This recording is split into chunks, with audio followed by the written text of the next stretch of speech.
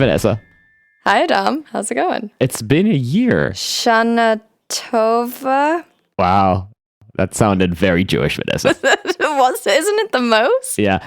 Also, it's a week late. It is a week late, but can I say Happy New Year to us as podcasters since we've been doing this for about a year? Does it still work? Anniversary. Yes, it is our anniversary episode. Aha, so I'm not Also technically late on that as well, but that's our style. We have been on the pod air, the pod waves for a year. It's awesome. And in celebration, we are bringing back our first guest, which is Tomer Persico.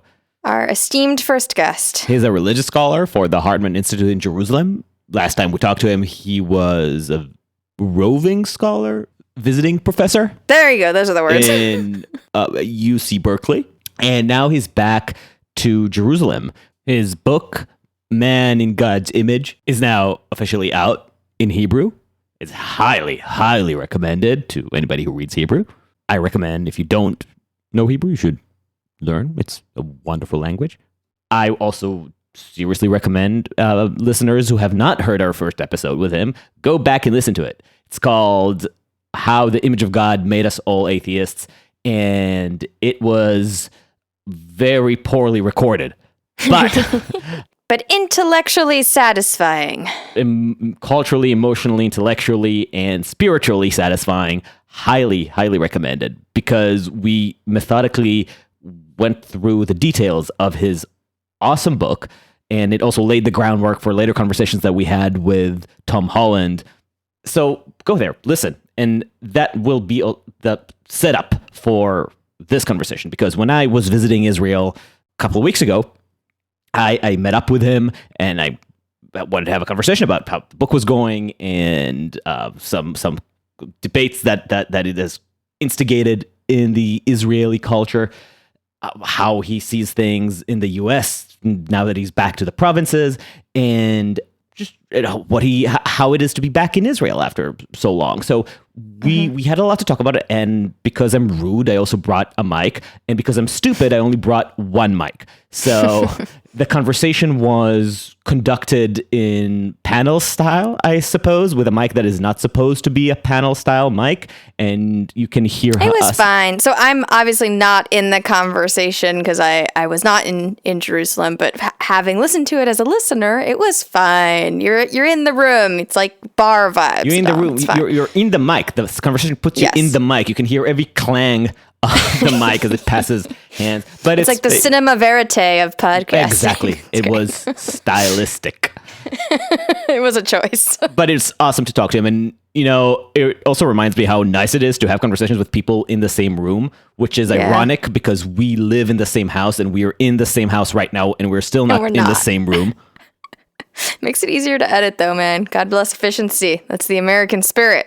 Yes, and also individualism and efficiency, and alienation, which is one of the themes of today's podcast. So to run through it, we talk about his thesis about the image of God. Again, listen to the first episode. We'll set up a lot of important context. We go straight in. We assume that you've been with us the whole way. We do retread a little bit, though. I mean, we kind of break down the ancient concept of the self and how it differs from our concept today. Which we retread it, but I don't know. I found it interesting to revisit those ideas. Specifically, that issue of the inner self was something that was really important for me to dig deeper into this time. Yeah. We talk about this. We talk about the fuck Zeus. Obviously, we talk about the role, how that idea has been the intellectual source of American alienation, and how Americans took that idea and really ran with it. And I ask him, to what effect does he think that this alienation and hyper-individuation affects our current political crisis? And then we talk about as usual, the collapse of the West and the liberal order, and how that reflects to the lowly provinces in the Middle East. So it's a fun conversation. I should note, though, that we had this conversation before the collapse of Kabul. So our references to Afghanistan are a little bit dated. Bear with us. I think the sentiments expressed there still hold. You'll be able to hear that Tomer and I have slightly different perspectives on the state of American soft power around the world, but you'll let you decide who is correct and who is Tomer Persico. So with that, Shana Tova, everybody. Shana Tova. I had it really wrong. Happy anniversary, Vanessa. We should have a drink together later. Okay, maybe in the same room at some point. Yes, in the same room, we will preferably. break through our alienation. But hey, listener, if you're still with us, please make sure to have a glass of something sharp. Something sharp in your hand did not sound appetizing. It sounded violent. Don't do that. Something refreshing. But alcoholic. And get drunk with us as we discuss God, atheism, and the good stuff. Oh, and by the way, I just published a little essay about the works of Kazuo Ishiguro. So if you're interested in literature and reading, then check it out. It's on our homepage on uncertain.substack.com. If you're feeling generous, follow us, share us with your friends and enemies, and give us a 5-star review on Apple Podcasts to support us because it really helps. And with that, Tomer. Happy New Year. Because I'm so technologically challenged, we're going to have to rely on the panel format whereby I will pass on the mic to Tomer every time. So if it doesn't have quite the je ne sais quoi of live conversation, this is why. But trust me, he's right in front of me. No screen mediating. Hi, Tomer. Hello, Adam. Tomer has just returned to Israel after a 2-year hiatus, 3-year hiatus in the great colonies. How is it to be back? Oh, my God. Well, it's many things. It's gladdening because this is my home and my friends and my family are here, and I'm immediately taking every opportunity I can to eat some falafel, which I missed. And then it's a shock. I mean, it's not California over here. And it's really 3 years is a significant amount of time. And now I'm getting used to it again. I mean, really, I would say basically, I think I'm in a process of a bit of a mourning process over the cushy life I've had, which is now no more, and getting used to just regular Jerusalem life, which I know very well, but it's something different. It's a bit because really life in the US, and maybe especially in California, and maybe especially in the Bay Area, and maybe even more so in Berkeley, is so comfortable. It spoils you, really. It's just everything is handed to you. Everything is made for your convenience, right?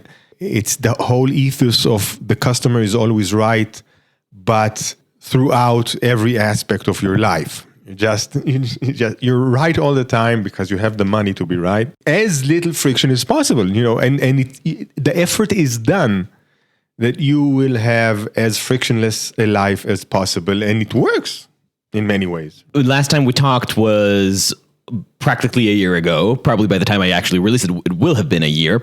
And that was, we launched the podcast, and it was just before the release of your book, which you've been working on during your Berkeley tenure. Can you give the listeners who haven't listened to our first episode just a quick recap of what it's about? The book would have come out a year ago, but did not because of the COVID crisis, and came out about a month and a half ago. It's in Hebrew, and to recap briefly, it's a short cultural history of the modern West through the prism of the idea that everybody, every person, every human being is created in the image of God. So how did that idea, stand at the base of many of the social and cultural institutions which we enjoy, sometimes even take for granted?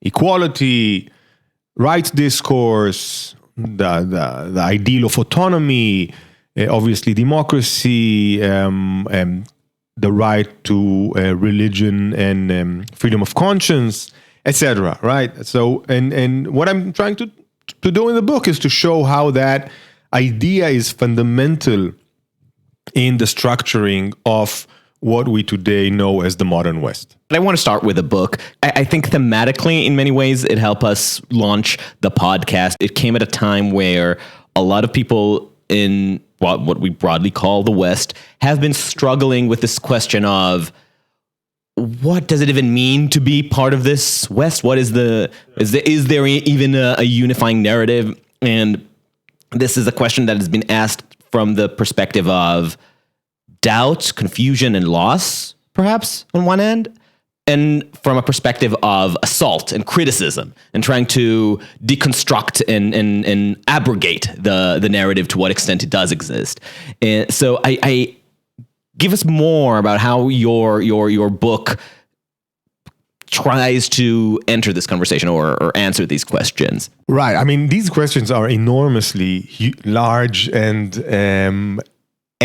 meaningful, and I would say contentious. Right. I mean, you just mentioned I mean, usually there are those who deny that the West is unique in a few ways, and there are those then that do not deny that, but take this as a derogatory reality, right? The West is unique by being oppressive and colonialistic, etc. But to tell it in a maybe a bit of a quipful way, I mean, in two words, there's an ongoing debate whether to even use a term such as the Judeo-Christian tradition, right? And it gets a lot of slack from the left, being triumphalist, exclusionary, perhaps Islamophobic sometimes, and sometimes it certainly is used that way in a specific intention.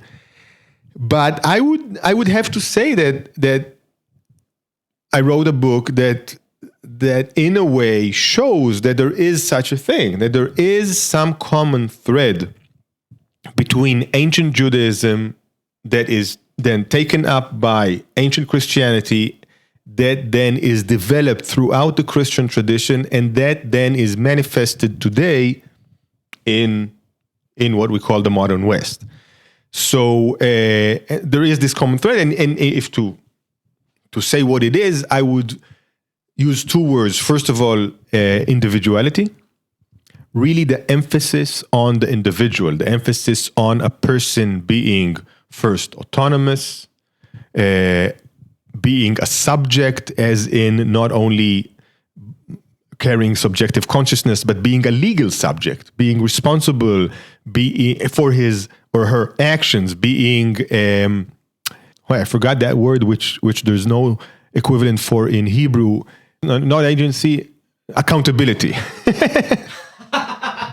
Being accountable. It's a great Yeah. For some reason. And so that's the first word, individuality, and then interiority.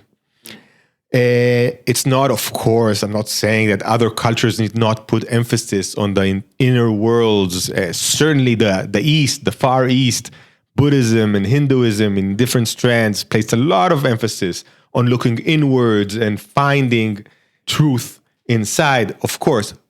And yet, interiority, meaning finding sources of meaning, of identity, and of authority inside ourselves, came to a certain type of fruition in the West, let's say, over the last few hundreds of years, and in such a way that accentuated and underlined the previous emphasis on individuality, and that, again, manifested in what we see today around us. So actually, to break it down, it's interesting. So I should tell our listeners that in our first interview, which was conducted over Zoom, and before neither Vanessa and I knew how to produce a podcast, so we were still scrambling to make the audio sound passably good. So expect some decrease in quality, but I think the nature of the conversation was methodically useful. So if you're interested in a more methodical survey of Tomer's book, I highly recommend re-listening to it, where we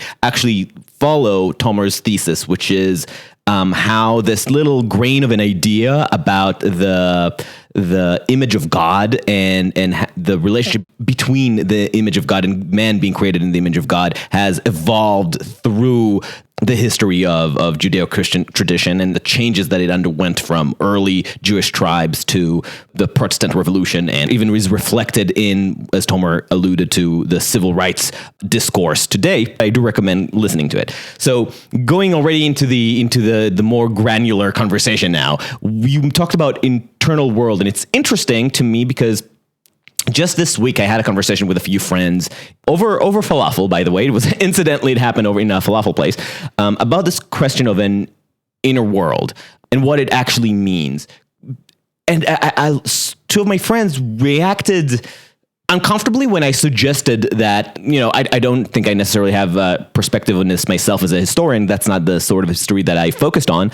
But even when I proposed this idea that is certainly not new, that an inner world in that sense is something that is first separate from the rest of the world, and B is an autonomous source for your identity and your something that by which you define yourself. That this is an idea that is, if not exclusive, relatively unique to the Christian tradition, to the post St. Paulian tradition, and that you can see how different literary works from around the same time as St. Paul, and certainly before it, didn't understand the individual in the same way as the sort of St. Paul synthesis, where he combined, some Greek philosophy, some Stoic philosophy with his own like Judeo-Christian, witchcraft. So I'd like you to drill into this and explain exactly what happened, how cultures understood the individual and its relationship with the world, with the ineffable. We talk so much about the modern subject and the modern individual and the rise of the modern subject, but really there's a lot of we often ignore the question of what is it like not to be a modern subject or not to be an individual at all. And people were not individuals, certainly not as we understand the word today, 2,000 years ago and further back, and even after that. It really depends where you draw the line. But I'll give two ways of trying to elucidate what I mean. The first is the simple fact that when you met people on the street, let's say on the agora, right, 2,000 years ago or the like, you would not meet in your understanding an individual. You would meet someone who is the son or daughter of, the wife or husband of, the father or mother of, a member of some tribe, of some clan, of some class or caste, right? These objective, meaning outwardly sort of worldly characteristics were written, as far as you were concerned, on the body of that person. And you would meet them and they would define that person for you. And they would define that person also for themselves, right? People didn't think of themselves as a monad that could, presumably, if it wanted, cut out, separate from its social ties and, fly off to Berlin and rent a room and start working as a waiter or whatever. They didn't, it was not even conceivable. You were a part of your family. You were a part of your tribe. A part meaning a member meaning... Literally a member. Yeah, an arm or a leg of a certain organic body, which simply comprised of some tens of people or whatnot, right? So this is how people thought of themselves. They are in a certain social matrix, and they are that certain social matrix. They define themselves by it, and they don't define themselves by what they wish, what they feel, what they dream, what they hope, what they remember or not. How they picture themselves internally. That had no meaning, or it wasn't meaningful at all. So that's the first way people were conceived. And by the way, you can see it manifested in... give something. No. So first of all, really, I mean, we know you by name. Go. I mean, you're in Israel now. People are called their family name. Son of, or Abu. Something is father of in Arabic, right? People are defined by their familial relations, and today it's almost it's just nominal. But in the past, that was your definition. That was who you were. Another way this manifests in the real world, so to speak, and not only in people's consciousness, is in laws, right? If you look at Hammurabi's laws, this is old Babylonian laws from the 3rd millennium BCE. And if you look at Assyrian laws from the same time, approximately, you will see laws that say that punish people by having their children executed or tortured or raped or whatever, right? But this is done not arbitrarily. It is done as a result of that, the punished person sin or crime, against a certain member of the other family or tribe. So to give a practical example, and this is an actual Babylonian law. I am a builder. I built a house. They did a terrible job, and the house falls and kills the son of the landlord, the son of the person I built the house for. My son is then executed.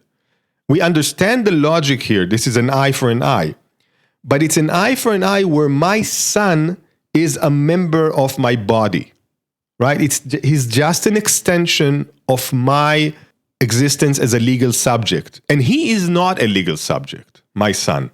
He, again, is just a member of myself, right? This is the sort of logic we have. This is the sort of understanding. People are not accountable by themselves. They are not subjects by themselves. They're all individuals. They are members of somebody else, of the patriarch, right? This is patriarchy of a certain patriarch, which is the only legal subject around. This is not being an individual. So this is my first way of explaining. But do you have something to say? No. I wanted you to give. Okay. Examples. Go ahead. So the second way is more psychological and subjective way, and this is the way people understood the borderline, so to speak, between themselves and the world.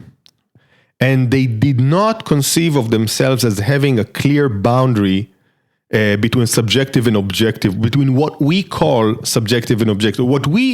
Our differentiation of the world into subjective reality and objective reality is one of the most fundamental ways in which we understand our world. This is the ABC of the world we live in, right? Your thoughts, your memories, your feelings, that's one sort of thing, what Descartes would say, res cogitans, right? And then there's another sort of wholly different thing, which is res extensa, which is things in the world, objective tables and chairs and stuff.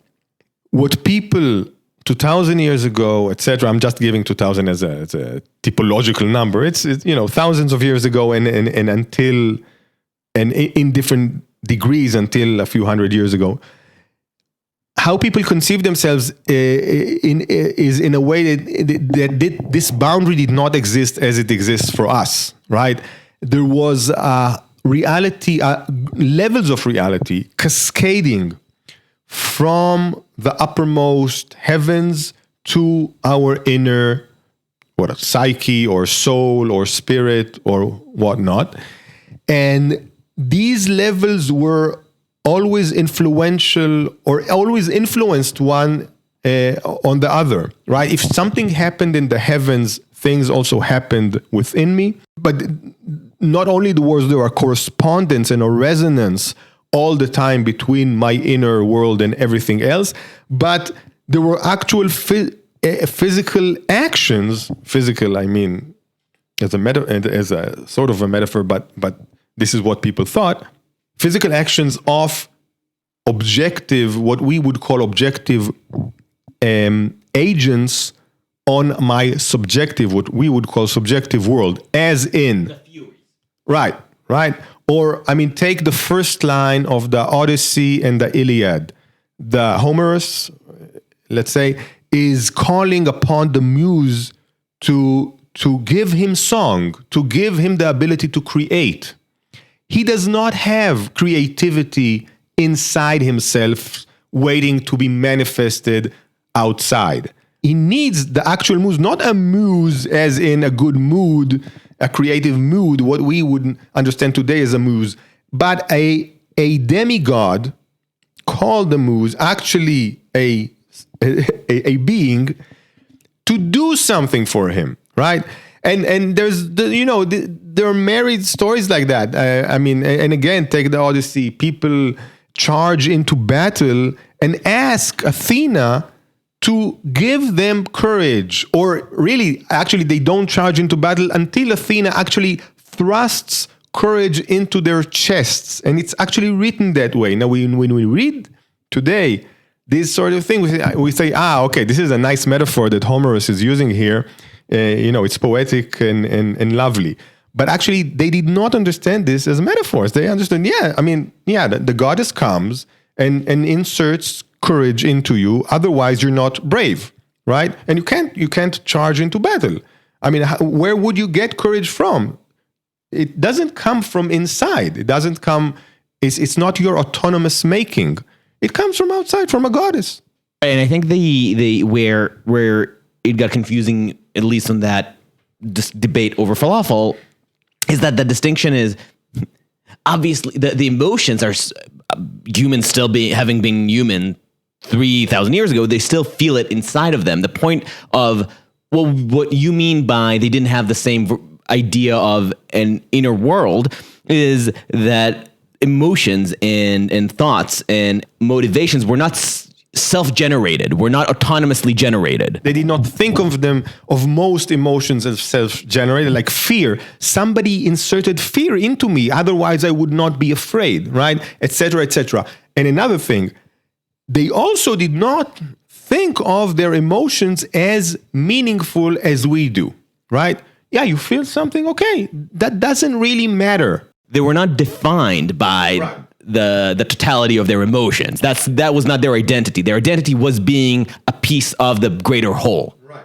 Exactly. We place a lot of emphasis and meaning on our feelings. Our feelings sometimes are the most important things for us. We have to follow them, be true to them, be authentic about it, right, etc., etc. Otherwise, we are in bad faith, or we are alienated from ourselves, or we are traumatized, or we are oppressing, or, etc. All sorts of explanations or theories, pop psychology or real psychology, of how we are not listening enough to our feelings. But for them, the feelings are, I'm not saying they're not meaningful at all, but they're certainly not the most important thing in life. What is most important in life is being part of the collective, doing what you should do, and being true, not to yourself, but to God's law, religious figures, the king, etc.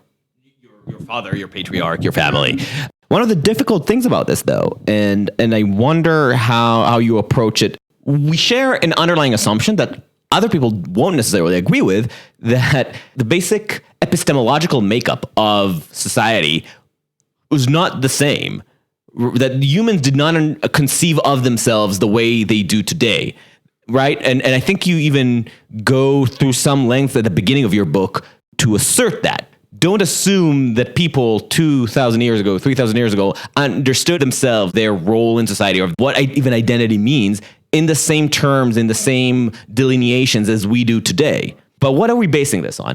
Intuitively, I think this is the sort of scholarship that always appealed to me when I read some of the more foundational writings that lead to hypersubjectivity. It's irresistible to look at the past and see, well, clearly they understood the world completely different. And one example, I interviewed a long time ago, the Yale professor who wrote about the early pilgrims of New England and witches and all that, and writes beautifully about how witchcraft was taken for granted. It was part of the tapestry of the world, and as such, how can you even argue with it? The fact that physicists from today will come in and obviously this did not happen that way, but it doesn't matter because subjectively, belief in it was all that mattered in terms of social power. I come from full agreement, so I immediately understand what you're saying, but others, for instance, my friend who is literally a physicist, we'll hear all this, and this is why the humanities are losing funding. This is why we shouldn't take seriously anything that you're saying, because what does it actually mean? In truth, witchcraft doesn't exist. In truth, the individual is an individual. The family is a family. The people still had an understanding that they are not their father. They were not. They knew that they were not literally part of their parents.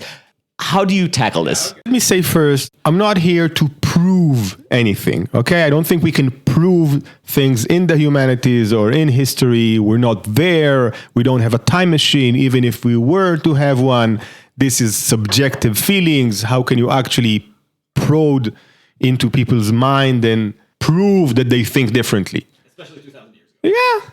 But I will say, again, I'm what I set out to do as, in this case, let's say a cultural historian, is try to figure out from things we do have today, left over from those times, texts and activities we know probably happened due to texts and ceremonies, rituals, to see how these people thought.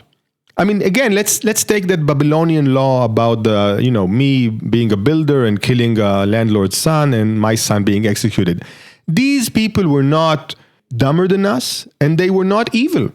They were as good and as smart as us. And what they wrote as law made sense to them, as much as we see it today as a monstrosity and as a despicable, invention of the human mind. I want to understand, how is it possible for them to think that this is justice, to kill my son because I killed someone else's son? Why is this, in their understanding, justice, right? Yes, I can write it off as, these people were obviously primitive and just a bunch of idiots, right? Of course, right? But if I do give them credit, I can then discover that they thought about things differently. And then I want to discover, how did they think about it differently, right? Let me give you another example that also relates to our modern conception, Christian conception of freedom of religion. Okay, in the holiday of Hanukkah, we celebrate the Hashmonites are a priestly family of Jews conquering and defeating the Greeks in about 160 AD. BCE, and ruling Jerusalem for some time. Now, as a part of the lore, there's a story about what we call Hannah and her 7 sons. This woman is actually never named Hannah in any source. There are a few historical, ancient texts that mention this woman, but let's call her Hannah for, that's what she, and she has 7 sons. And so the Greeks come to her and say to her, okay, we want now your sons to worship Zeus and to worship our emperor. Both are gods, of course. And if you don't, we will execute you and the sons one by one, right? And of course they refuse because they are martyrs. And so they execute the first son, the second son, the third son, who none of them would bow down to the emperor sitting beside them. And in their conception, of course, idol worship an idol, which is forbidden under Torah laws, even unto death. We are executing now 6 young boys, and we come to the 7th, the youngest, of course, and the mother is there, Hannah is there looking and weeping, obviously, and her boys are being executed. The 7th boy, who was small and innocent, the emperor felt for him, and he said, you know what, I'm going to make it easy for you. I'm going to drop this coin or this stamp, it's not clear, and you just pick it up, and picking it up, you will bow down to me, right? And bowing down to me, I let you go and let your mother go. And of course he refuses and he kills him, and then the mother commits suicide. Lovely, lovely tale, right? To celebrate Hanukkah with. Okay, now let's think about it. Around the Christmas tree. Yeah, exactly. Yeah. Ironically, of course. Let's think about what we just heard. There are these people, Jews, living in the 2nd century BCE, who obviously want to worship Jehovah and do not want to worship idols, But what do they consider idol worship? Say the Roman legionnaires or Greek soldiers came to me and told me, look, bow down to this statue of Zeus and we will spare your life or we will kill you. I, as a Jew, I'm not a worshiper of Zeus. I'm not in the cult of Zeus.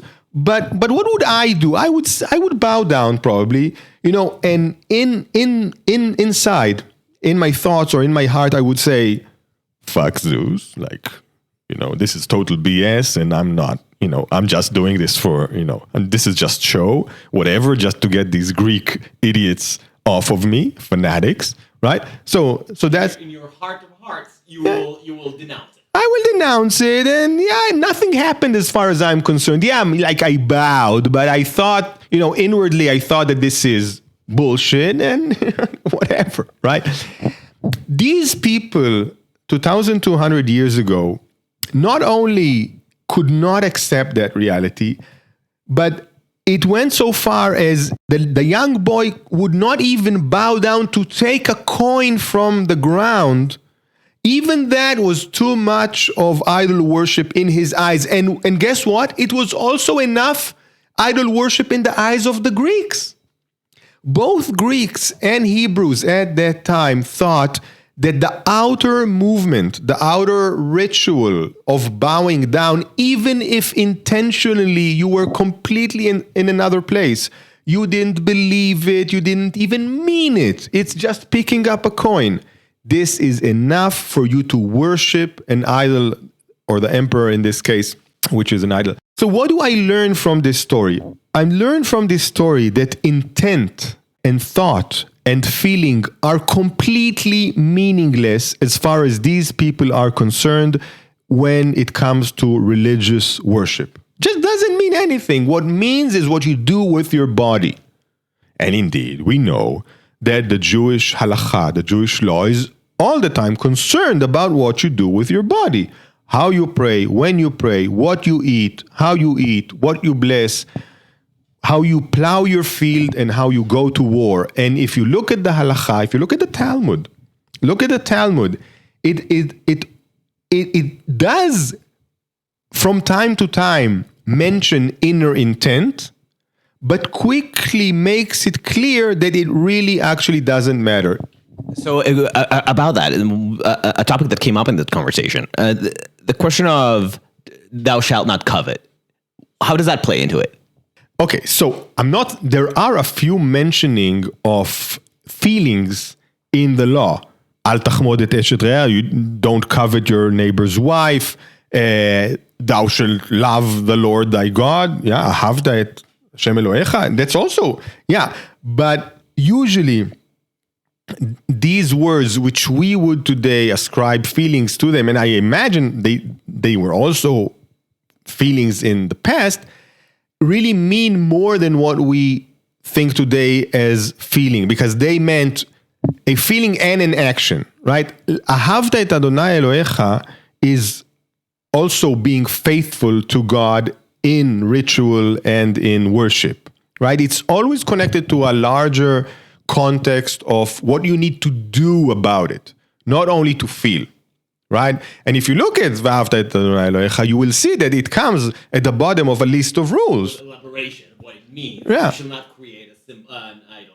Right, thou shalt not this, and thou shalt do this, and this, and this, and this, and this, and this, and thou shalt love thy Lord thy God. Like, this means when you do this and don't do all the things that are prohibited, etc., that means that you love the Lord your God. Yeah, whether or not in the, John Winston version of 1984, the idea of whether you love Big Brother deep down or not, that doesn't matter. It's what you do. I will say there are a few instances that it does matter. Like in the Bible, we see the prophets. In the prophets, we see the roots or the first blossoms even of this emphasis on the inner worlds. There is a prophet who will say, I think it's Ezekiel. I'm sorry, I don't remember exactly. Or Jeremiah. They love you in their mouths, but not in their hearts, right? They say whatever they're supposed to say, but they actually don't feel it. So you see these sort of little criticisms of of doing things by rote, of ritualistic behavior, but you see it in the prophets, not anywhere else. And the tradition that picked up this emphasis, this avenue of understanding religion is Christianity. And indeed, Jesus and Paul, especially Paul, would put a lot of emphasis on the inner worlds, and from them, the Western world obviously continues and accelerates this emphasis until we have what we have today. And now we're back to the modern world, and you've lived for the past 3 years that we've described at what might be the epicenter of individualism, of what individualism has wrought. So how did you like that? And again, for context, you grew up in Israel, you lived in Jerusalem, you lived in a place that still has a lot of the traces of a more communitarian conception of life. Being in Jerusalem, every time I visit here, I can feel it physically, the conflict between Americanism and that push for more individuation, more consumer-centric worldview, in tension, in friction with the tribe. I mean, certainly you're right. I mean, the U.S. is obsessed with individualism, obsessed with autonomy, and to the point that people actually believe that they are separate monads,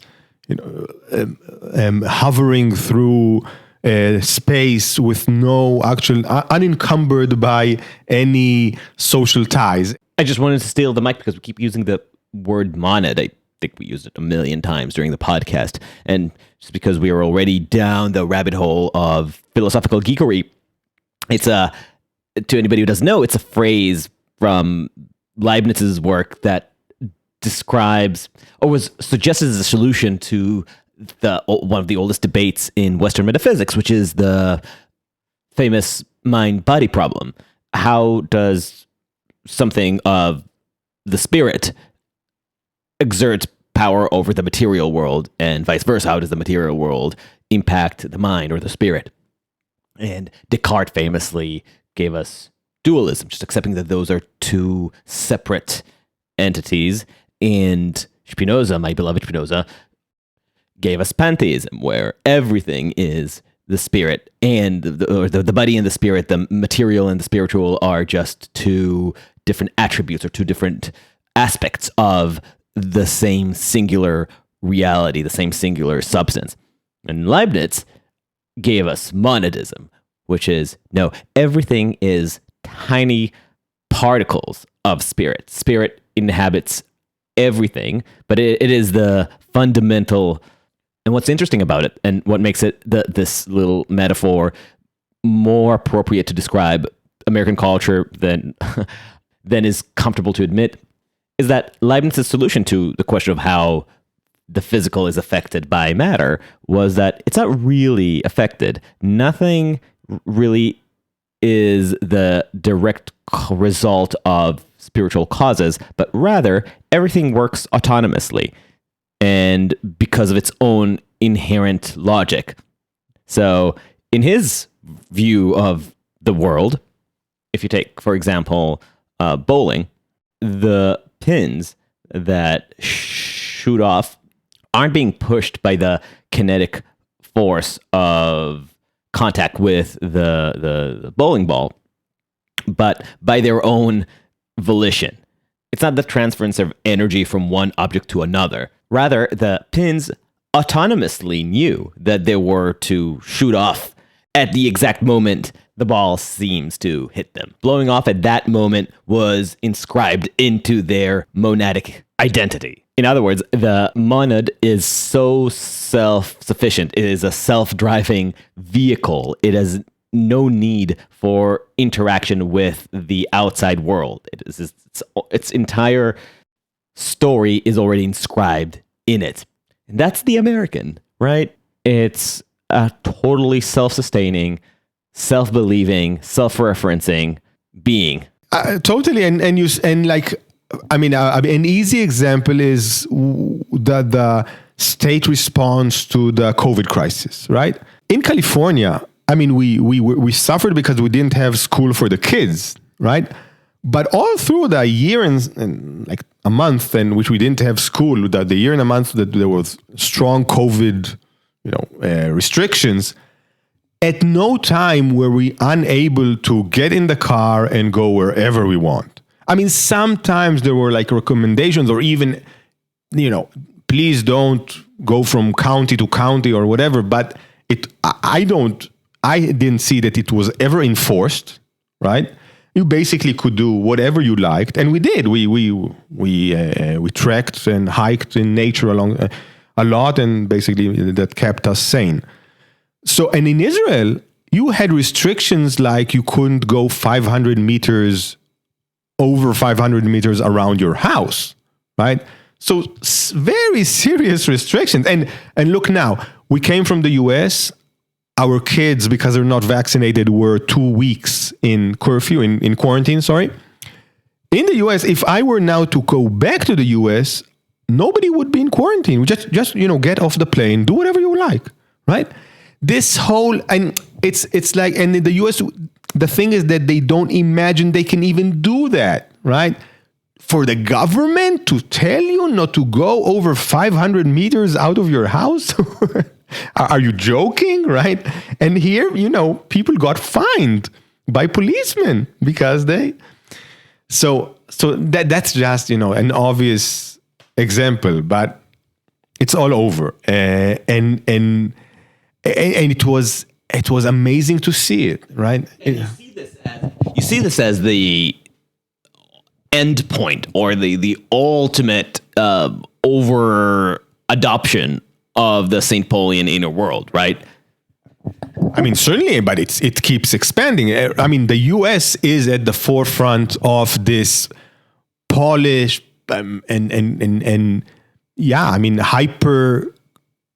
hyper Christian emphasis on the inner world and on the individual. It's so Christian that it doesn't even have Christianity in it anymore, because if whatever counts is only your heart and your feelings, at the end you don't even need Jesus, right?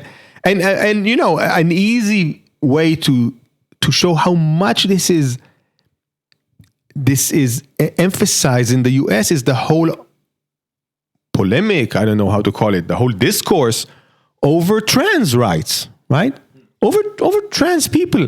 Like the fact that people are rooting for the option that your will or feelings and only them will define which gender and even which sex you are, right? Define not for yourself, define for everybody else, because it's in it's sporting events and bathrooms and whatever, right? This is the ultimate, at least for now, show of the triumphant inner world over the outer world, the subjective over the objective. It doesn't matter at all what body you have, how you were born, how you were raised, what your genes are. Doesn't matter. What matters is how you feel and what you wish for yourself to be, right? And I think it's not only, let's pause a moment and notice. It's not only that this is the reality or this is what people, talk about as something that is true, right? It is also an ideal, right? And I think this is part of the reason that the trans rights are such a hot topic, because they lie on the pulse of this ideological current inside Christendom, inside the Western world, let's say, right? And excuse me for bringing up. I mean, and people are invested in it because they basically are saying the soul is more important than the body. And you should, you have to acknowledge what the soul, you have to acknowledge the redemption of the soul, and the body doesn't matter at all. That's basically what they're saying, simply, translated and secularized, etc. Is it something that you, aside for the cushiness that this reality has created, because obviously the customer is always right, philosophy is another product of this idea. The only measure by which a society's success or flourishing can be judged, right? Are the individuals happy? Do they have enough cars? Remember, people in America and really the Western world judge other societies by the level of private liberties that society grants.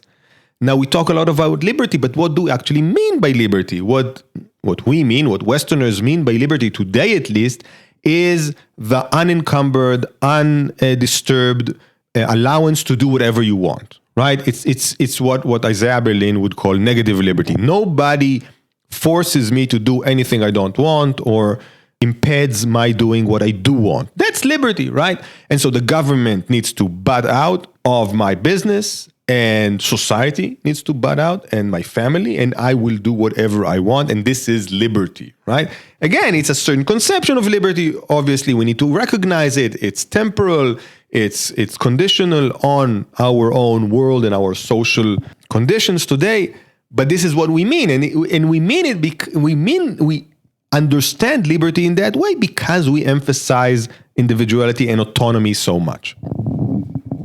What are the negative aspects of it that you've encountered? So first of all, obviously, we need to acknowledge that there must be also negative repercussions. No social phenomena is only good, right? I mean, I think, first of all, people ignore the very fundamental way in which we are all connected together, in which we are all encumbered and tied to social surroundings. Basically, at the end, it's an illusion to think that you are your own making, that you are a sort of a monad, a separate individuality, hovering in space. It's just that doesn't exist. Obviously, you were made by your family, by your society. Whatever you are is because you are conditioned by what you've passed through. And not only that, not only your whole personal makeup is whatever you went through, etc., but we need others to validate us. We need others to live with us. We need others to witness us, to witness our experiences. And without this validation and the gaze of the other, we are very lonely, and indeed, we will question our very existence. I don't know if you read David French's latest op-ed.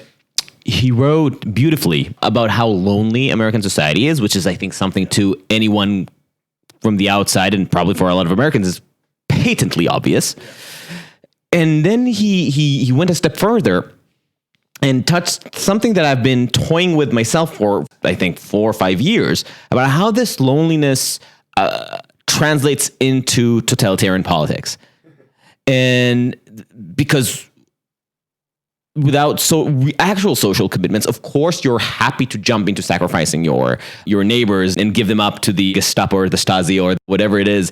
And it's a funny twist, because when you think normally about totalitarian regimes, you think of over-tribalism, right? Over-conformity. There's this unifying idea, and then everybody who doesn't fall into it should be sacrificed. But he's highlighting how also the monadic nature of Americans is what's fueling this, on the left, this neo-Soviet approach to politics, and on the right, this pseudo greater good philosophy. Let the dictator of our choosing enforce morality on the public. But why is the monad leading? Yeah, so the reason that it's the monadic existence that leads to it is that the loneliness, when people are too withdrawn, they stop seeing the interpersonal as a space for political progress. They lose faith in the ability to converse with your neighbors if you disagree with them, and to reach localized agreements that will actually make a difference on your immediate surroundings, but instead find proxy wars to fight in the abstract, whether it's an ideology or a power figure, a parental power figure that you're willing to submit to, that you'll think will mete out justice.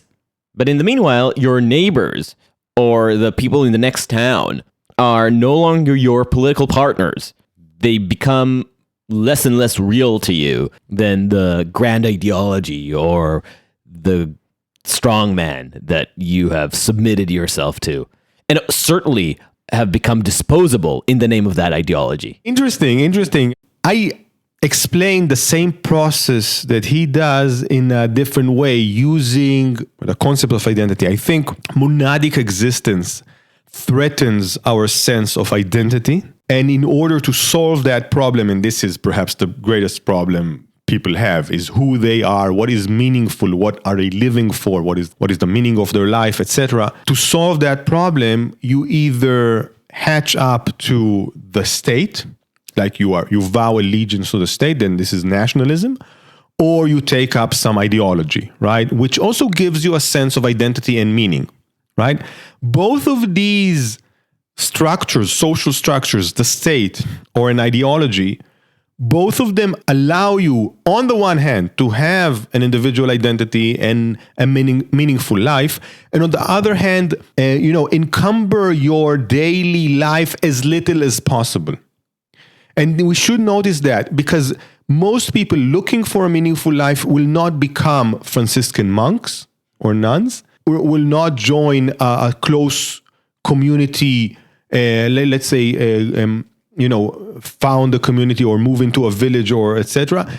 They will hatch up with these sort of very, very wide superstructures, which on the one hand give them meaning and on the other demand very little on them in way of daily life. And this is the modern way of giving yourself identity and meaning while keeping your autonomy and individuality. I think it was, I know it was Georg Simmel, one of the fathers of sociology, German sociologist in the beginning of the 20th century.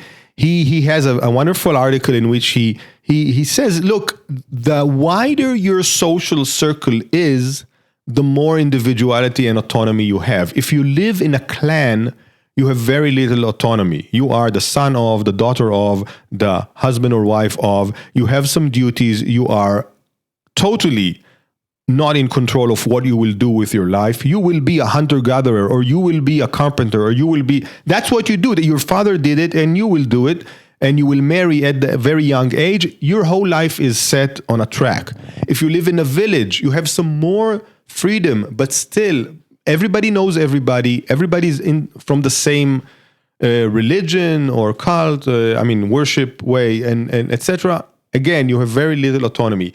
Moving into a city, you have much greater autonomy. And in the modern nation state, you have the greatest autonomy because you're only an individual among millions of others answering to some government or whatever. Now, the greater the reference unit, the smaller your own scope of identity. No, you have the same identity, but less obstruction on your daily life.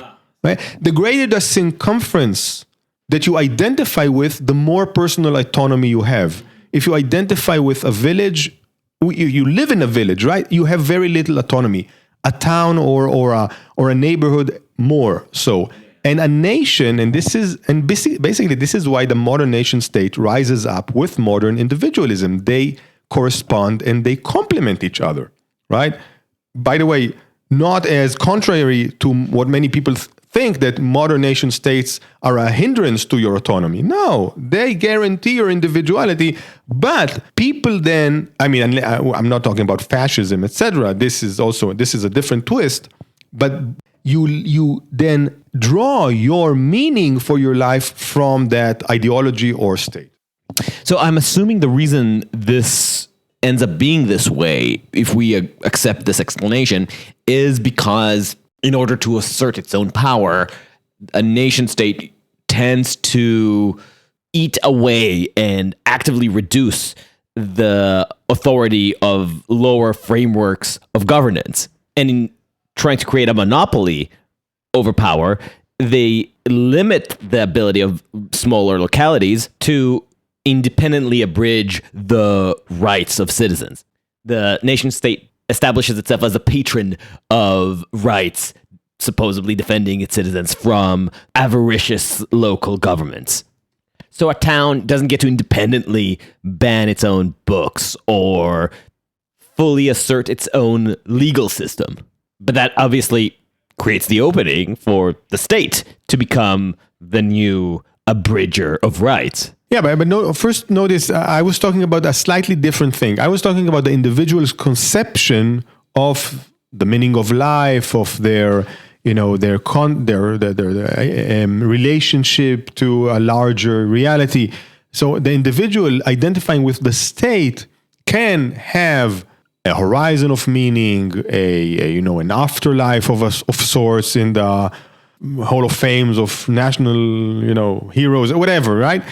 But their own individual private life is almost unobstructed. What you're saying is, wait a minute, the state can actually obstruct your personal life. And that is, of course, true. And, has been witnessed easily in the 20th century with totalitarian regimes as fascism and Bolshevism. And indeed, in those regimes, as you just said, what they want to do is to cut off the middleman, the organizations such as worker guilds or families or identification with townships or other ideologies or religion, churches. They need to get the churches out, etc. That's of course true, right? But that's already on the part of the regime trying to circumscribe, the freedom of the individual, the autonomy of the individual. Okay, but that's something else. It can happen. But what I was saying is that the very idea of the nation state, of identification with such a broad framework, such a large number of people organized together or tied together by very abstract concepts as being German, right? Or being Italian, right? Instead of being a Catholic from, Sicily and basically identifying with your neighborhood at the most, right? Or with the local church or whatever. These things actually enhance your autonomy as an individual. And that's why they rose together, the modern individual and the nation state. And you think that the political reality of the nation state allowed for the maximalization of this trend towards individualism, or did it actually create it? Because I can see an argument that, again, people who would dismiss the validity of cultural history would say, sure, you tie it now to this old tradition towards internalization of the conscience and of the individual. But in truth, it was a political reality that allowed for the consolidation of power in the nation state. And it's vis-a-vis that changes that the modern individual and the concept of individual rights has arisen. I mean, obviously this is a bit of a chicken and egg question, because these realities are so conditioned on each other. They need each other in order to function. But yes, but as you said, I would begin with a process of internalization of individuals, meaning a process in which our inner worlds, whatever, feelings and wishes and wills, matter more and more for us in terms of identity and authority. And that then pushes us to create a very broad framework, a state in which our autonomy is protected, what we call our rights, our personal liberties are protected by that state, right? This is John Locke. John Locke says, I mean, why are we in a commonwealth? In order to protect our personal liberties, our property, etc. So that's why we do it. And the United States is the exact manifestation of this Lockean, plan. And we all know, I assume, at least Americans, by heart, that famous sentence that we hold these truths to be self-evident, all men are endowed, certain, life, liberty, and the pursuit of happiness. What is the next sentence, though? Right? The next sentence is this Lockean idea. To preserve these rights, governments are, I think, founded or established by men. Right? Why are we doing this? Why are we rebelling against the British and trying to form a commonwealth? To preserve these rights. So this emphasis on the autonomy of the individual, the personal liberties that must be preserved, makes us imagine first this, idea of a social contract, which of course is an idea. I mean, we never actually ran around naked, killing each other until we banded together and decided to live in a commonwealth, etc. So this idea first gets formalized, articulated, and then we actually make it happen the United States, again, is the epitome of this, of actually making this a reality, because it's a new country, a country of immigrants. People came there and did it. Other countries where people already lived there and had political traditions of millennia, made it in different versions and not so exactly Lockean. But that's the basic thing. I want to ask you about your individual experience now a little bit. I was following you on Instagram when you were way back, where you did the full cross-country road trip. Well, maybe the first thing that comes to mind is the vastness, the simple enormity of this land. It is huge, and you drive and drive and drive, and through deserts or through forests, through marshes, just doesn't end. And like for an Israeli to drive that way, to see on the little Google Maps or Waze application, in 500 miles, turn right. Like this, not in 20 miles, or less. This vastness, and how clearly, at least in my eyes, this lends to the American ethos and even self-understanding of unlimited possibility. That just everything is possible. And indeed, people coming from Europe, in which landed gentry, as we say, were a class of their own and then the elite, and suddenly they can have land. They can actually have land for themselves. And if somebody bothers them, well, they just go a little bit westward and they live there, right? And maybe slaughter a few natives in the process. Yeah. And say, this whole land is ours, of course, in sort of manifest destiny sort of delusion. Annuit coaptis, it's written on the dollar. Heaven nods affirmatively to our endeavors, right? This is ours, and we are God-given. This is God-given to us. And yes, there are some Indians which we brush aside very easily, basically, and just continue. Really, I think this has so much to do with the unlimited possibilities cliche and ethos, and really also just the beauty of nature in the United States. To see the Grand Canyon, to see Yellowstone Park, to see Arches, to see Monument Valley, to see the Smoky Mountains, these are things that really bring you to awe. And again, I think it has a psychological impact. It's amazing. It's enormous. It's wonders of the earth that you see and you stand in awe against. To some extent, at least, it also reaffirms the loneliness of the individual, or at least the tininess, insignificance. Yeah. So and tininess from one point of view, loneliness from one point of view. At the same time, it's your complete independence and your complete unconnectedness with anyone else. You're a frontier person, basically charting out your own path. Really, I'm sure this so much informed how Americans understand themselves and the world around them.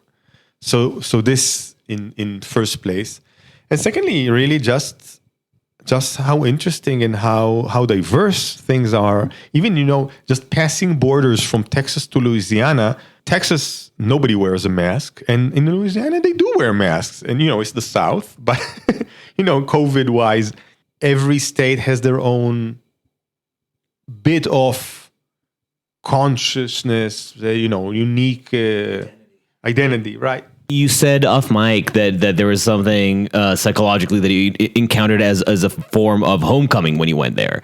This was, just my coming for the first time, or, except for small journeys here and there. And really, I didn't travel the US as a young person, never. India is my thing. So coming to the US just over the last few years, really for the first times, and then staying there. And yes, and feeling a strange feeling of homecoming. And I asked myself, what is this? Why am I feeling like everything is familiar and I am actually at last at home, right? And what I thought I understood, what I think is the reason, is that I am finally at the place that I have seen over and over and over again in different TV shows and movies, Hollywood movies, obviously. And so it's this and like Seinfeld and Friends and you're right, and Mission Impossible, and you're seeing these places, and yes, this is what a police station is supposed to look like, and this is what a fire truck is supposed to look like, and a street is supposed to look like, and a mall is supposed to look like, and an intersection is supposed to look, and a taxi. Finally, right, this is reality, right? This is how things are. I was living in a sort of fractured reality or a shadow of this ideal actual place. You escaped Plato's cave finally, and you saw the real, the ideals in their actual, existence. Finally, yeah.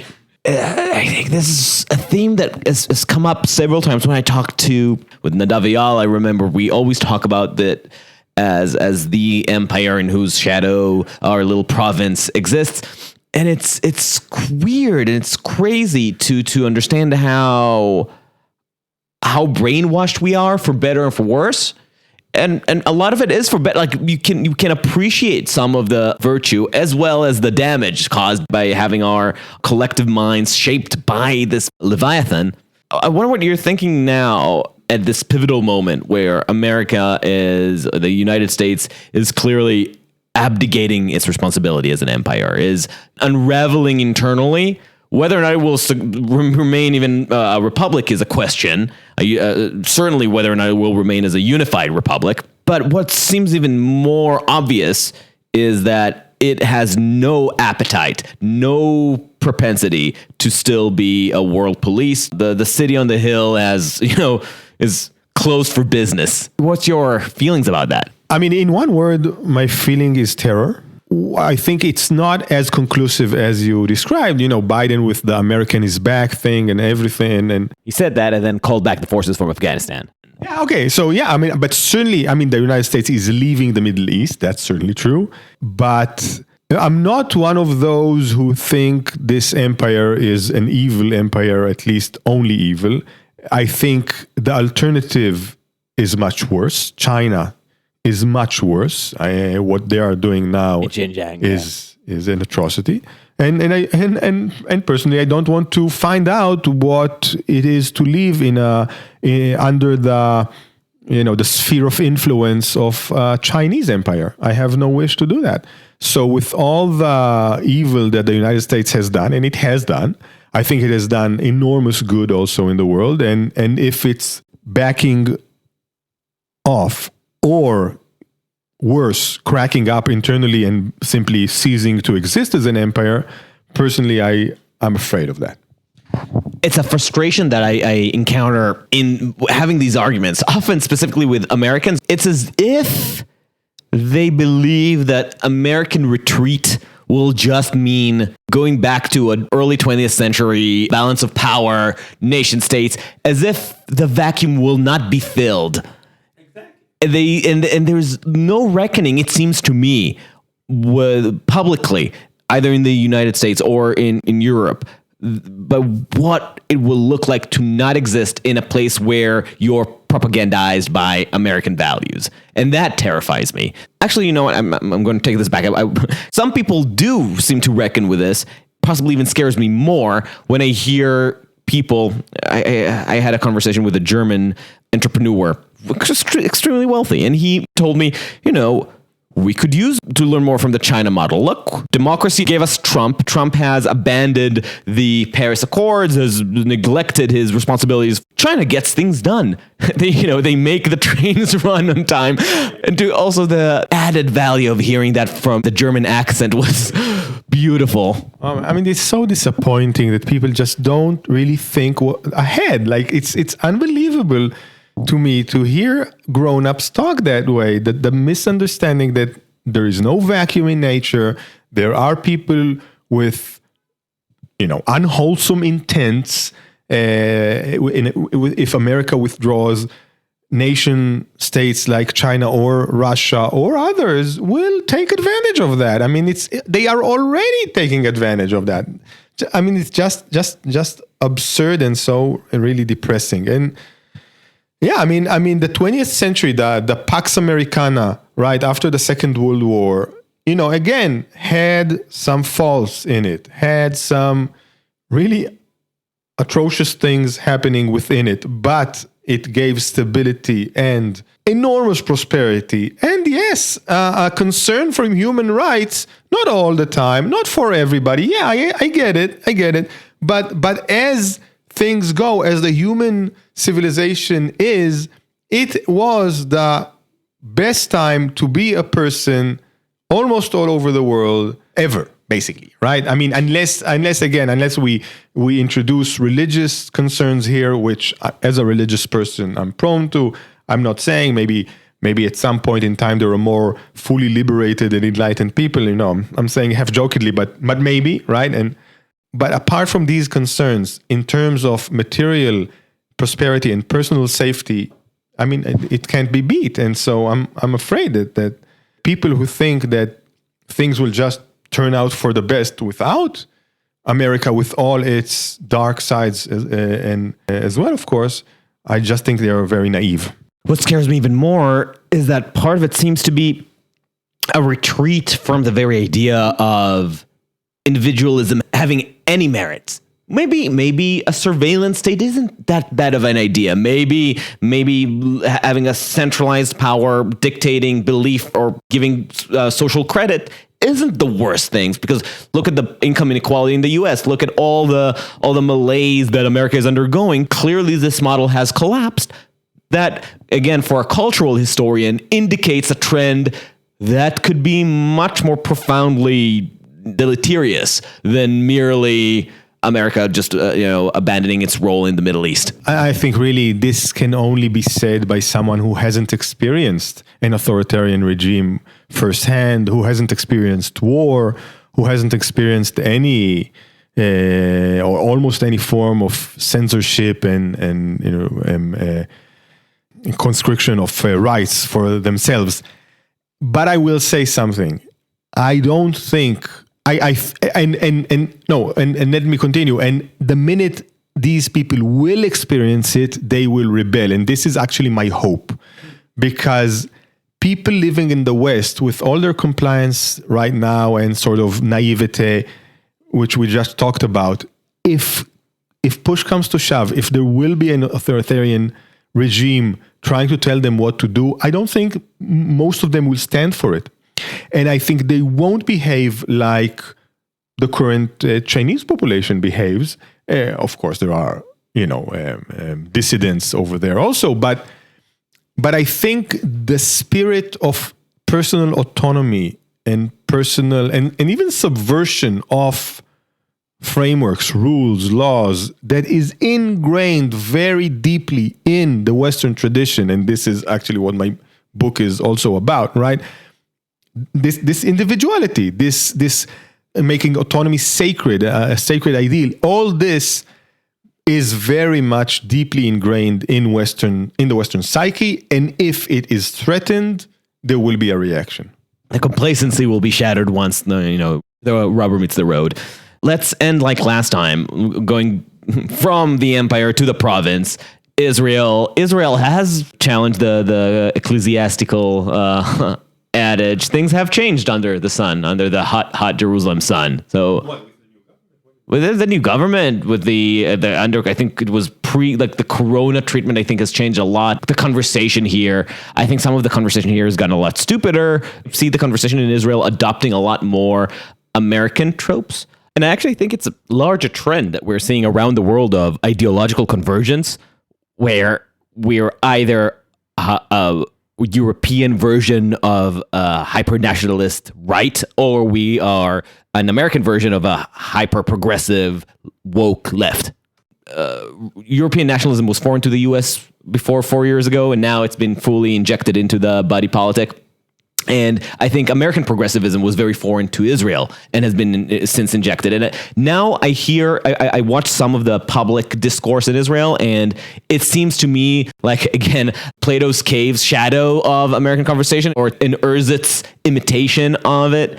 And I think that's a change. I think that's a development for the worse. Oh, definitely. I mean, I think Israelis, especially on the left, by the way, are so susceptible to American ideas and ideals. It's amazing to see Israelis, chanting things like defund the police. I mean, from the far left. I mean, that's so different, that situation here. We don't even have private police. Israel has one police force. That's it. You don't even have like the NYPD and LAPD. It's just the one thing. This is one police force. And if anything, let's say, like if we're talking about minorities and disenfranchised populations in Israel, need more policing in the streets, not on themselves, but crime is rampant because the Israeli police doesn't care enough about these citizens, right? I'm talking about the Arab minority, right? Police racism, if anything, is in neglect, not in over-policing. Exactly. So, just adopting defund the police or adopting, critical race theory even to Israel, which again, the axis on which the Israeli political logic and certainly conflict hinges on is not race. It's nationality, it's ethnicity, it's religion a lot of times, right? Jews against Muslims, Jews against Palestinians. We're fighting for land, we're fighting for holy sites. We're not fighting about race. Of course, there's racism in Israel, like everywhere, basically, right? But it's not about it. And it is about it in the United States. The United States, the political logic and the political crisis hinges upon race, right? We know why. There are historical reasons for it. And then Israelis so easily from the left, embrace and adopt these, these frameworks of thought that they don't fit in here. It's pathetic. And it's really saddening. And I think I've seen it on the right as well. You hear right-wing Trumpian rhetoric being emulated by some of the most dominant figures on the Israeli right. So on the right, it's populism, like Trumpian, totally. And Netanyahu himself adopted it and broadcast it to the Israeli public. But more than that, there's this libertarianism. Exactly. Is mind-blowing. Rampant. I heard people talking about in Israel about Second Amendment type rights. It's like there's no tradition of gun laws. I can't even put to words how absurd and incongruent it is to talk about gun rights in Israel. Exactly. So this sort of import of republicanism, really, just, take what Republicans say, and now you say it as a right-wing Israeli, right? So gun rights and libertarianism, and suddenly you're against abortion. Like, again, something that was never an issue in Israel. It's not even an issue in halakha, in Jewish law. Jewish law is much more lenient towards abortion than Christian and Catholic law. It's just, that doesn't make sense. What is this what you care about now just because, I don't know, Ted Cruz talks about it? It's ridiculous. It's the ad absurdum version of what you were describing about seeing the police station in America and feeling that this is a real thing, but actually adopting it into your internal moral processing. And it's mind-boggling. It's amazing. And it does show the force of the American empire. Like, it's amazing how a little country like Israel, because it is dependent on the U.S., it is in awe of the U.S., it's, has a special relationship, to quote, right, is so, sensitive and to the point of gullibility to these ideological trends in the U.S., immediately adopts them, without any dogmatically, no thinking at all. What does it tell us about the state of the world that those memes are being so easily absorbed into a political conversation? Do you think that it has a change of actually affecting policy in a way that is just so incoherent? Like, are we going to start seeing gun rights voters in Israel? Or is it just something that will exist, on Twitter, Facebook, and in some op-eds, but in reality will fade away like a fashion? But it is a fashion, but I think it does influence real political decisions. I mean, Twitter and Facebook, and the more we are into these social networks and they're more widely dispersed, etc., yes, they are influential.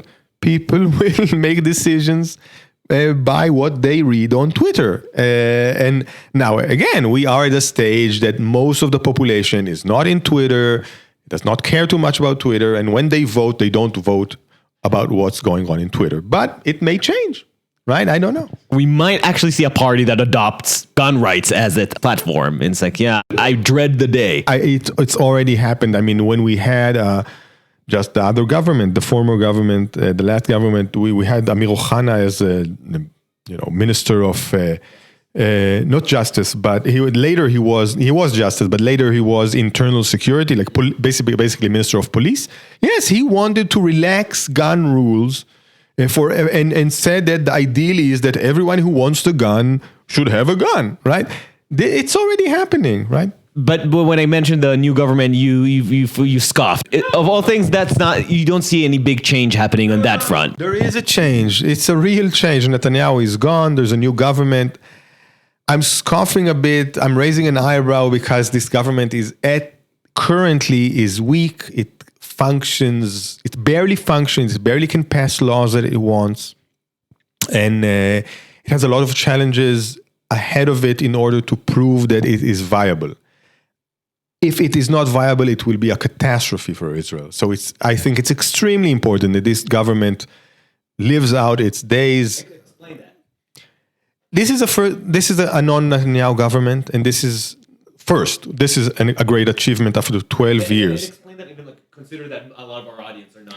Okay, so Netanyahu has been prime minister for 12 years, and it's not a coincidence that the U.S. limits terms of presidency. He has amassed a huge amount of power. He knows the system inside out. He has people all over in the media, in the police, in the Justice Department. He's soldiers, as it were. And he is networked totally into the Israeli political system. He had enormous power, and he used that power in order to dismantle the Israeli institutions. Because of his ongoing trial, he might end up in jail, and he wanted to cancel that trial or to sabotage it. So it's extremely important that that person is out of office, and I hope will not come back. And if he comes back, again, he will dismantle everything. And he will come back if this government doesn't function, if a catastrophe happens, of course. So that's first. Secondly, this is the first government ever who has in the coalition an Arab party. The Islamist party of Israel is in government, which is mind-boggling and just, Never thought would happen. It's nuts. It's nuts. As in any case, it's nuts. But this now has to work, because if it doesn't work, it will reflect on Israeli politics for the future. And if it does work, it will also reflect. If it works, it means that Israelis, citizens of Israel who are Arabs or Palestinian, will go and vote more. Their rate of voting will increase. More parliament members will be Palestinian. And now that it is kosher to have them in coalition, they will make coalitions with them. This is a fantastic boost for the left, for the Israeli left, right? Not to say that it's just logical and morally good, having these people represented in government, not only in parliament. So I really hope it will work. I should also note for our listeners that we are having this conversation in my childhood home, which just happens to be on the same street as Netanyahu's childhood home, which is just like down the street. Recently, Netanyahu has been forced out of the primer's house, which is a whole saga. They seem to be refusing to leave.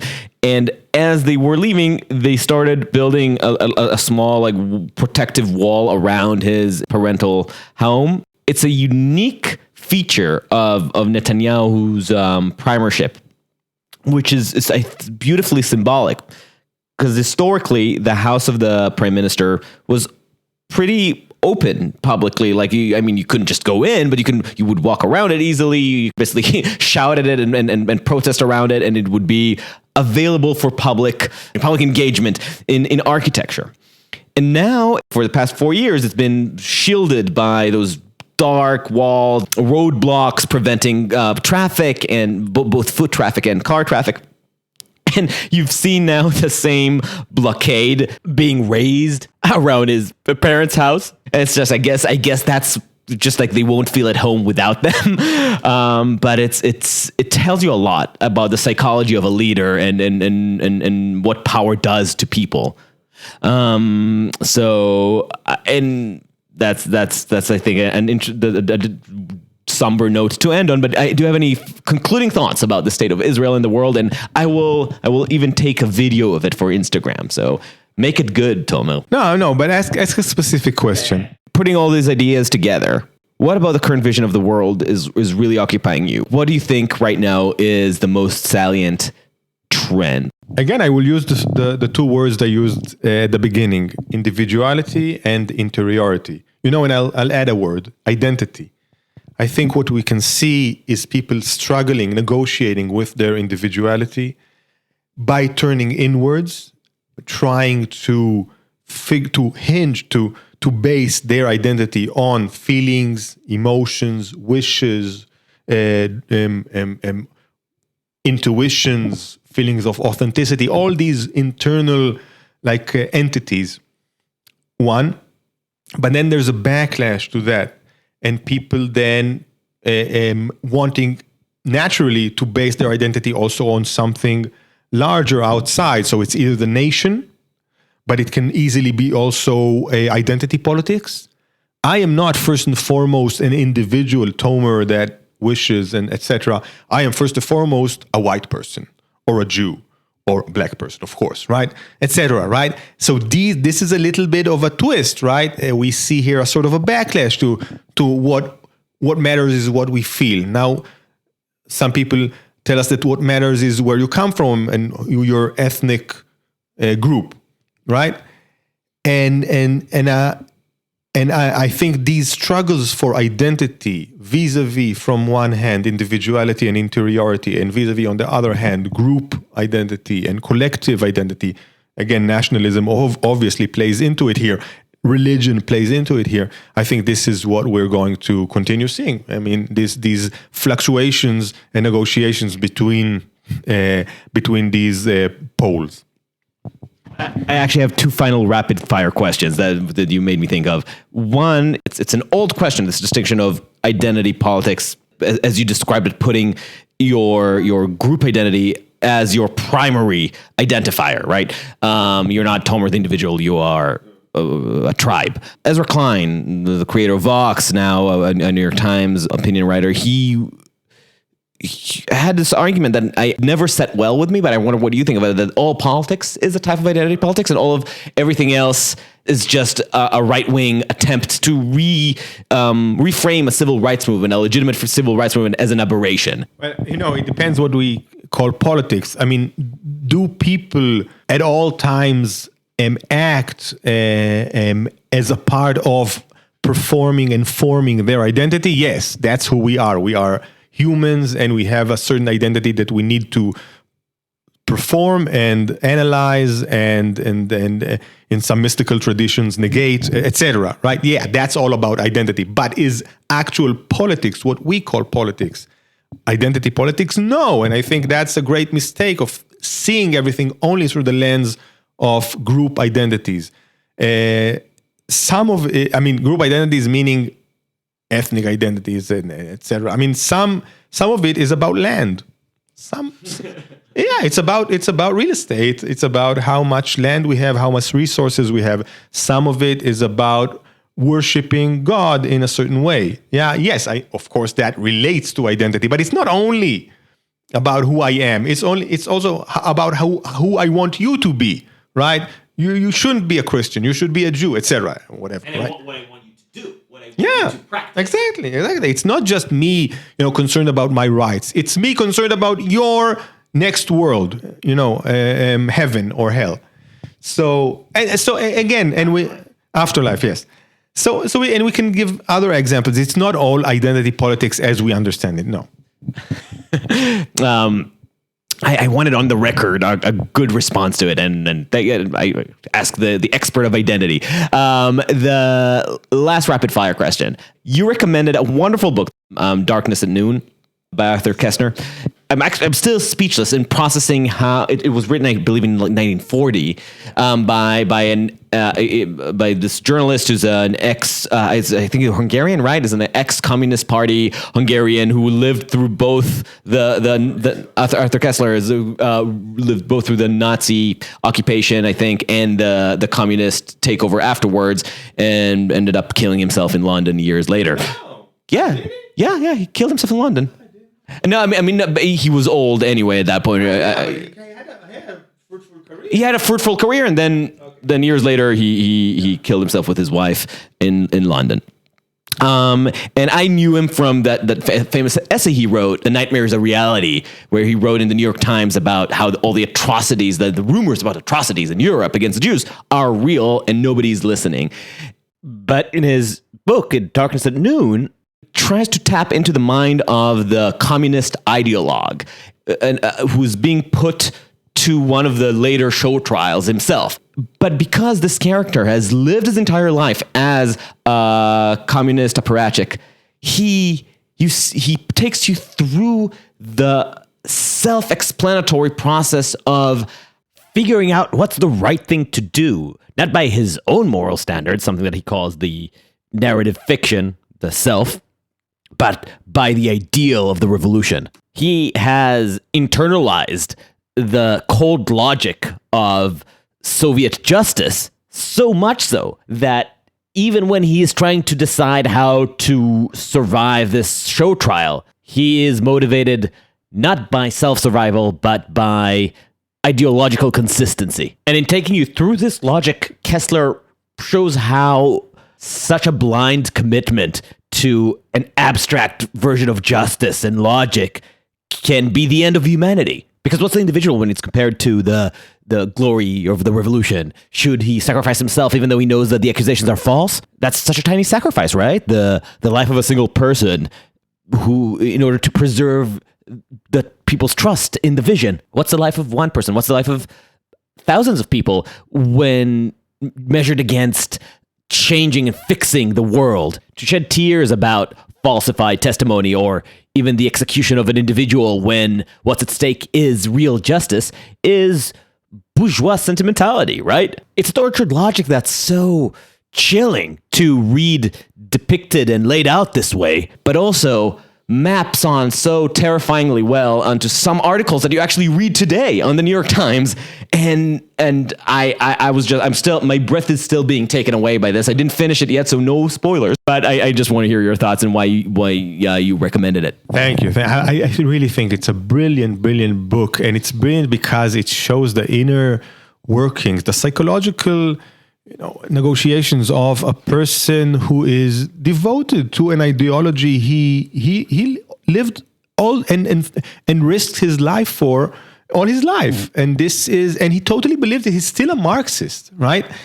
And it's not and in that way it's not the same. Were he a victim of the Nazis, a German victim, like let's say Hitler, a pure liquidates a part of the SA or whatever. It's not the same. This person has an ideology that is scientifically proven as far as he's concerned, right? It's scientifically known that capitalism will self-destruct and that the workers are the only class that are truly authentic and can live a life of non-alienation, etc. And what is brilliant about the book is that it's not only him. You see the characters there, and you see the different levels or the different types, of Marxists. So there's the lower tier of just the ordinary believers, and they were taught in school from when they grew up, and they're not intellectuals. They just believe, right? Everything that the party does is good. Everything that Stalin does is good, and everything that seems bad is just imperialist propaganda. Okay, no problem.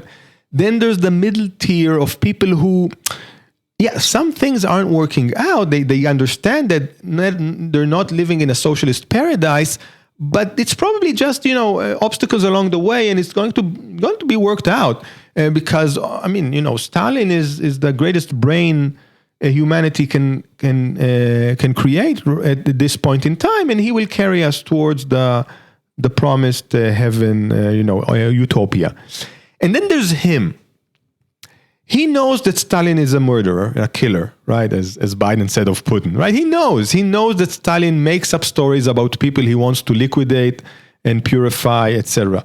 He knows that, and he knows that the party itself is corrupt and crooked to the core, but he's still a Marxist, right? And he says, look, everything is crooked, but this is the last best shot at a proletariat paradise. I mean, there's nothing else. There's just, what are we going to do? We're going to move to the United States with the capitalist pigs, right? No.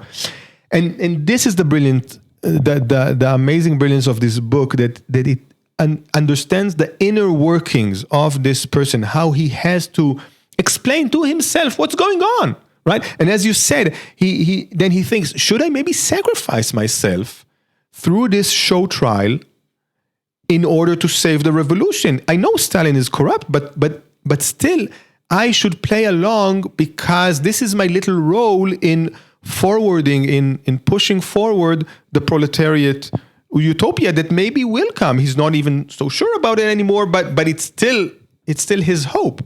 So it's really brilliant, and it's any ideology that is thought out, not just racist, superiority, Nazi stuff, which isn't very sophisticated in the end. But any sophisticated ideology that is adopted can function that way. So I hardly recommend this book, Darkness at Noon. There's a great repeating theme there, where he remembers a picture taken with all the party members, and most of them have been liquidated. So at some point they just take out all the pictures from all the offices, and he notices every time that he goes into an office that he sees the white lining on the wall where the pictures used to be, and just tells you everything. And every time he looks at it, he doesn't even know he knows what it means, obviously, but he doesn't know to make of it within his own worldview.